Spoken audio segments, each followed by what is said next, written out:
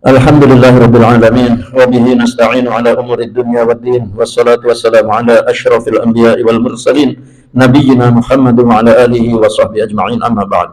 Fa ya ibadallah usikum wa nafsi bi taqwallah faqad fazal muttaqun. Ma'asyiral muslimin, jamaah salat Jumat rahimakumullah. Rasulullah sallallahu alaihi wasallam mengumpamakan keadaan kaum mukminin dalam sebuah hadis. Beliau bersabda, "Matsalul mu'minina fi tawadihim wa tarahumihim wa ta'atufihim matsalul jasadil wahid matsalul jasadi idza ishtaka min 'udwan tada'a lahu sa'irul jasadi bis-sahri wal humma."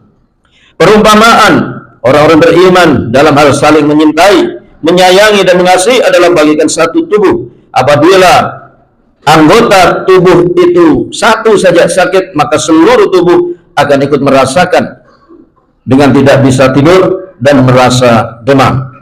Ini merupakan perumpamaan yang sangat tepat yang dibuat oleh Rasulullah SAW menggambarkan bagaimana keadaan kaum muslimin itu.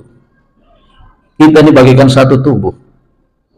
Satu tubuh di dalam diri kita, jika ada satu bagian anggota tubuh kita yang sakit, maka bukan hanya tempat sakit itu yang merasakan sakitnya, tapi seluruh tubuh kita merasa demam dan akibatnya kita tidak bisa tidur. Satu bagian dari gigi kita yang sakit, lubangnya infeksi di dalam, itu seluruh tubuh kita merasakan sakitnya, tidak nyamannya, menjadikan kita tidak bisa tidur. Oleh karena itu perumpamaan ini hendaklah ada dalam diri kita berkaitan dengan kondisi kaum muslimin. Bagaimana saudara-saudara kita di Palestina, mereka dalam keadaan teraniaya, terzalimi, yang seharusnya kaum muslimin memberikan pertolongan, bantuan, menghadang kezaliman, kejahatan, kebrutalan yang dilakukan oleh Zionis Israel itu untuk tidak mengenai sedikit pun dari diri saudara kita di Palestina. Tetapi apa yang terjadi? Korban sudah begitu besar, kerusakan sudah begitu besar, dan mereka yang mempunyai kemampuan untuk menahan itu tidak melakukannya. Maka yang bisa kita lakukan adalah bermohon kepada Allah, semoga saudara-saudara kita ditolong oleh Allah dan musuh-musuh ini mendapatkan kehancuran akibat dari kejahatan mereka. Saudara-saudara kita di Sudan mengalami nasib yang tidak menyenangkan. Di antara pemerintah yang sah yang dirongrong oleh mereka yang menginginkan kekuasaan, mereka melakukan penyerangan dan tidak tanggung-tanggung. Lebih dari 150.000 nyawa dibunuh, diperkosa, dan diusir dari tempat tinggal mereka. Kenapa? Karena di sana ada satu daerah yang sangat kaya emas, dan ini dimanfaatkan oleh negara yang punya uang untuk mendanai pemberontak agar mereka bisa menikmati emas yang ada dunia, sehingga menjadikan orang lupa yang seharusnya merasakan penderitaan orang lain seperti dirinya merasakan bagian dari yang sakit, dia malah menimpakan kesakitan, penderitaan pada saudara-saudaranya. Mudah-mudahan Allah jadikan kaum muslimin di Sudan bersatu, saling mengasihi, dan tidak lagi memerangi saudara-saudaranya.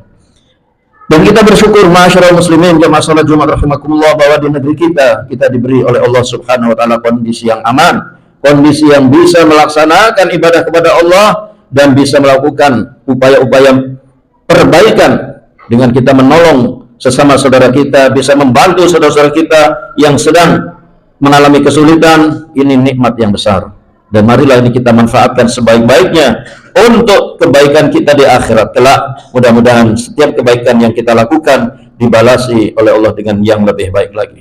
Ma'asyiral muslimin jamaah salat Jumat rahimakumullah, sesungguhnya Allah Subhanahu wa taala dan malaikat-malaikatnya selalu bersalawat kepada Nabi Muhammad sallallahu alaihi wasallam, dan Allah perintahkan orang-orang beriman untuk bersalawat dan bertaslim pada beliau tatkala Allah berfirman, "Innallaha wa malaikatahu yusholluna 'alan nabi ya ayyuhalladzina amanu shallu 'alaihi wa sallimu taslima Allahumma fashalli wa sallim ala nabiyyina Muhammad wa ala Muhammad كما صليت وسلمت على آل إبراهيم في العالمين إنك حميد مجيد. وارض اللهم عن سادتنا أبي بكر وعمر وعثمان وعلي وعن الصحابة أجمعين وعن التابعين وتابعيهم بإحسان إلى يوم الدين. اللهم اغفر للمسلمين والمسلمات والمؤمنين والمؤمنات الأحياء منهم والأموات إنك السميع قريب مجيب الدعوات. يا قاضي الحاجات ربنا اغفر لنا ذنوبنا وكفر عنا سيئاتنا وتوفنا مع الأبرار. ربنا اغفر لنا ذنوبنا وإسرافنا في أمرنا وثبت أقدامنا وانصرنا على القوم الكافرين. اللهم أعز الإسلام والمسلمين وأذل الشرك والمشركين. اللهم انصر من نصر الدين واخذل من خذل الدين. اللهم من أراد بهذا الدين وبأهله خيرا فأعنه ووفقه، ومن أراد بهذا الدين وبأهله شرا فخذه أخذ عزيز مقتدر فإنه لا يعجزك. اللهم انصر إخواننا المجاهدين في فلسطين. اللهم ثبت أقدامهم. اللهم انصرهم على أعدائهم. اللهم ارحم المستضعفين من المسلمين في غزة. اللهم أطعمهم. اللهم اسقهم. اللهم ارزقهم رزقا حسنا.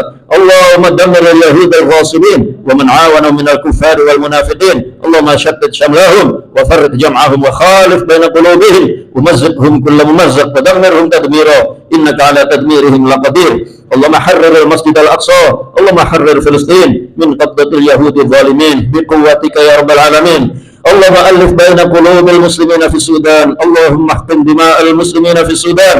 اللهم ارحمهم. اللهم ارحمهم.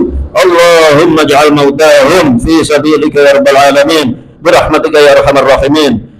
اللهم ربنا هب لنا من أزواجنا وذرياتنا قرة أعين واجعلنا للمتقين إماما. ربنا آتنا في الدنيا حسنة وفي الآخرة حسنة وقنا عذاب النار.